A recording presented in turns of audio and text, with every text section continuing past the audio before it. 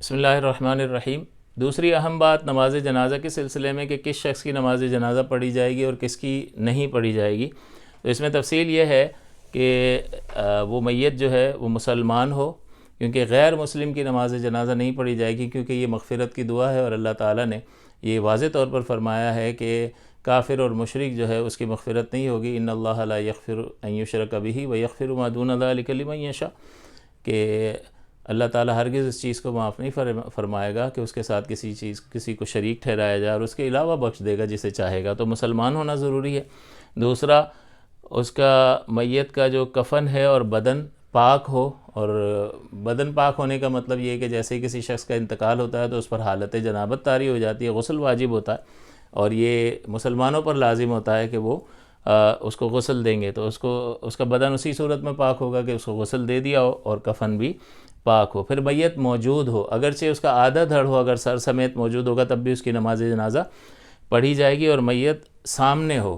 پیچھے ہوگی تو نماز جنازہ نہیں ہوگی۔ اور اس میں ہر جنازے کا، اگر ایک سے زائد جنازے ہیں تو ہر جنازے کا سامنے ہونا ضروری نہیں ہے، ایک جنازہ سامنے ہو، اس کے علاوہ اگر لائن سے یوں رکھے ہوئے ہیں اور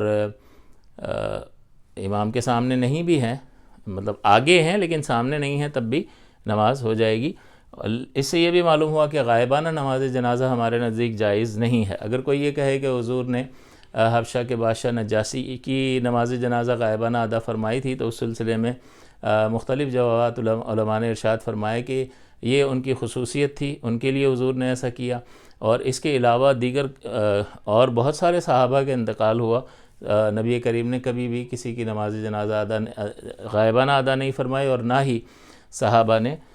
ادا فرمائی۔ چنانچہ اس سے بھی معلوم ہوا کہ غائبانہ نماز جنازہ جائز نہیں ہوتی۔ یا تو خصوصیت پر یہ محمول کیا جائے گا، یا پھر یہ بھی بیان کیا کہ نبی کریم صلی اللہ علیہ وسلم کے سامنے ان کا جنازہ رکھ دیا گیا تھا اور حضور نے ادا فرمائی، تو اس صورت میں تو بالکل سامنے جنازہ موجود ہے، لہٰذا ہمارے نزدیک غائبانہ نماز جنازہ جائز نہیں ہے۔ دوسرا، اس میں مزید یہ کہ وہ میت ہو جس کی نماز پڑھی جا رہی ہے، میت سے مراد یہ ہے کہ جو زندہ پیدا ہوا اور پھر انتقال کر گیا، اس کو میت کہا جاتا ہے۔ لہٰذا جو ماں کے پیٹ سے پیدا ہی مردہ ہوا وہ میت نہیں ہے، لہٰذا اس کی نماز جنازہ نہیں ہے۔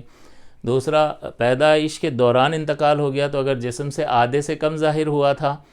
تو اگرچہ زندہ تھا اس وقت لیکن آدھے سے کم ظاہر ہوا ہے، تو یہ مردہ پیدا ہونے ہی کے حکم میں ہے، لہٰذا میت نہیں ہے تو اس پر بھی نماز جنازہ نہیں پڑھی جائے گی۔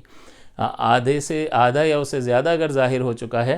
تو پھر انتقال ہوا تو وہ میت ہے اور اس پر نماز جنازہ پڑھی جائے گی۔ تو یہ تفصیل ہے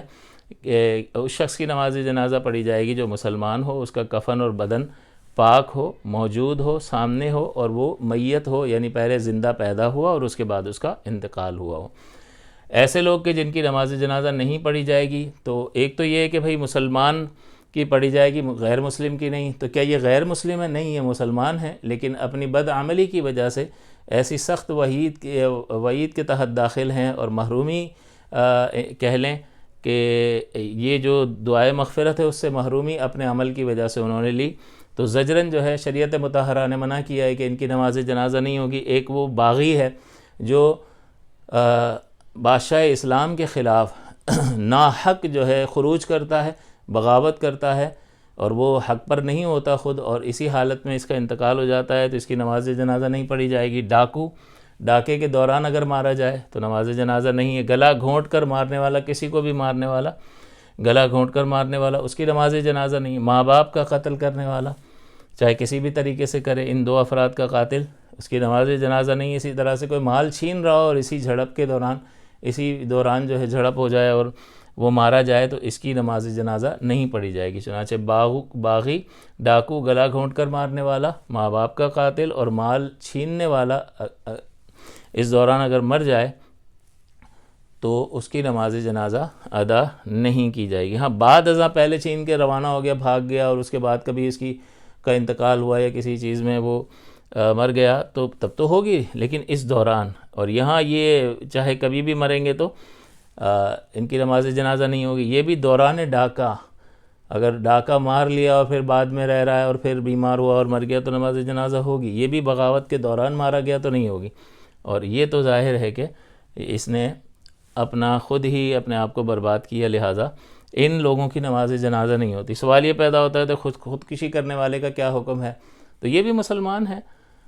اگر ان چیزوں کو حلال سمجھ کے نہ کرتے ہیں۔ خودکشی کرنے والا اگر خودکشی کو حرام سمجھتے ہوئے کرتا ہے تو گناہ کبیرہ کا مرتکب ہے۔ اللہ تعالیٰ نے فرمایا لا تقتلوا انفسکم، اپنے آپ کو قتل نہ کرو، تو یہ حرام ہے خودکشی کرنا، لیکن یہ مسلمان ہے، گناہ کبیرہ کا مرتکب مسلمان ہوتا ہے۔ ہاں اگر حلال سمجھ کے کرے گا تو پھر کافر ہو جائے گا، پھر ظاہر ہے کہ مسلمان نہ ہونے کی وجہ سے اس کی نماز نہیں پڑھیں گے، لیکن اگر وہ حرام سمجھ کے اس کو کرتا ہے تو گناہ کبیرہ ہونے کی وجہ سے وہ دائرہ اسلام سے خارج نہیں ہوگا اور اس کی نماز جنازہ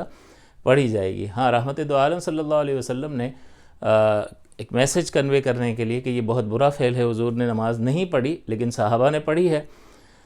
لہٰذا وہ معظم دینی کو